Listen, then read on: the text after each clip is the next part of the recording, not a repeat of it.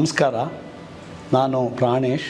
November 17 ನಮ್ಮ ಮಗಳ engagement. ಏನೇ ಮಾಡಿದ್ರೂ ಒಂದು ವಿಶೇಷವಾಗಿರಬೇಕು ಅನ್ನೋ ಒಂದು ಆಸೆ ಇತ್ತು. ಆಗ ನನಗೆ ತಕ್ಷಣ ಜ್ಞಾಪಕ ಬಂದವರು ಸೌರಭ್ ಮತ್ತು ನಮ್ರತಾ. ನಮಸ್ಕಾರ. ನಾನು ರವಿಶಂಕರ್, ರಕ್ಷಿತ್ ಭಾರದ್ವಾಜ್ ಅವ್ರ ತಂದೆ. ನಾನು ಪದ್ಮ, ರಕ್ಷಿತ್ ಅವರ ತಾಯಿ. ಫಸ್ಟ್ ಅವ್ರು ಕರ್ಕೊಂಡೋಗಿ ಒಂದು ಒಳ್ಳೆ ಜಾಗ ತೋರಿಸಿದ್ರು. ಆ ಜಾಗ ನೋಡಿ ನಮ್ಗೆ ಬಹಳ ಸಂತೋಷ ಆಯಿತು.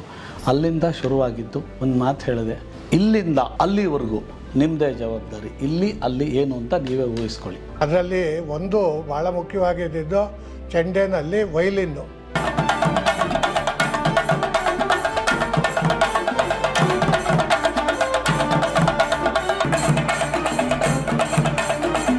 ಇದರಲ್ಲೊಂದು ವಿಶೇಷ ಏನಂದರೆ ಅಲ್ಲಿ ನಡೆದ ಅಷ್ಟೂ ಕಾರ್ಯಕ್ರಮಗಳು ನಮ್ಮ ಮಕ್ಕಳು ಮಾಡಿದ್ದು. ಹೊರಗಡೆಯವರು ಯಾರೂ ಇಲ್ಲ. ನಮ್ಮ ಮಗ ಇರ್ಬೋದು, ನಮ್ಮ ಅಣ್ಣನ ಮಗ ಇರ್ಬೋದು, ಒಂದು ಮನೆ ಕಾರ್ಯಕ್ರಮ ಇದೇ ಥರ ಮಾಡಿ ಅಂತ ಐಡಿಯಾ ಕೊಟ್ಟಿದ್ದೇ ಈ ವರ್ಸಟೋ ವೆಂಚರ್ಸ್. ಪ್ರತಿಯೊಂದು ಕಾರ್ಯಕ್ರಮವೂ ಚೆನ್ನಾಗಿತ್ತು. ಫೋಟೋ ಸೆಷನ್ ಆಗಿರ್ಬೋದು, ಅಲ್ಲಿ ಕೈರಾ ಅಂತ ಒಂದು ಇದು ಮಾಡಿದ್ರಲ್ಲ, ಅಲ್ಲಿ ಎಲ್ಲರೂ ಫೋಟೋ ತೆಗೆಸ್ಕೊಂಡಿದ್ದಾರೆ. ರಕ್ಷಿತಾಯಣ ಅಂತ ಹೇಳಿ ಒಂದು ಕಾರ್ಯಕ್ರಮ ಮಾಡಿದ್ವಿ. ಆ ಹುಡುಗ ಹುಟ್ಟಿದಾಗಲಿಂದ ಇಲ್ಲಿವರೆಗೂ ಆತನ ಜೀವನದಲ್ಲಿ ನಡೆದಿರ್ತಕ್ಕಂಥ ಎಷ್ಟೊಂದು ವಿಷಯಗಳು. ಅಂದರೆ ಒಂದು 2-3 ತಿಂಗಳು LKG ಫೀಸ್ ಕಟ್ಟಿ ಫಸ್ಟ್ ಸ್ಟ್ಯಾಂಡರ್ಡಲ್ಲಿ ಓದ್ಬಿಟ್ನಾ.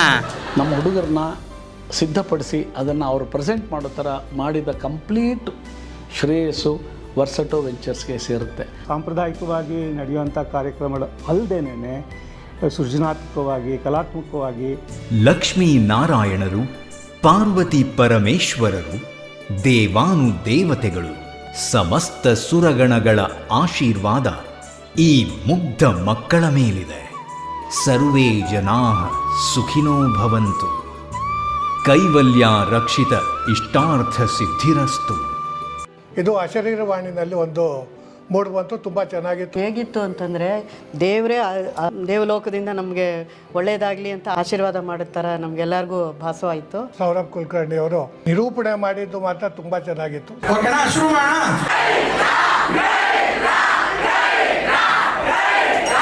ರಾಯಸ ಪತ್ರ ಅಂತ ಹೇಳಿ, ಅದು ಈ ರಾಜ ಮಹಾರಾಜರುಗಳು ಒಂದು ಬಿಂದವತ್ಕೆಯನ್ನು ಕೊಡ್ತಾರಲ್ಲ, ಆ ಇದರಲ್ಲಿ ಒಂದು ಬರೆದು ತುಂಬ ಚೆನ್ನಾಗಿ ಬಂತು.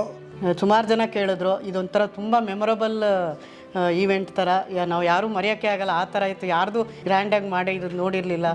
ಹಾಗೆಯೇ ಅವ್ರಿಗೂ ಒಂದು ಅವಕಾಶ ಕೊಡಿ ಅಂತ ನಿಮ್ಮನ್ನೆಲ್ಲ ಕೇಳ್ಕೊಳ್ತಾ ಇದ್ದೇನೆ. ನಮಸ್ಕಾರ.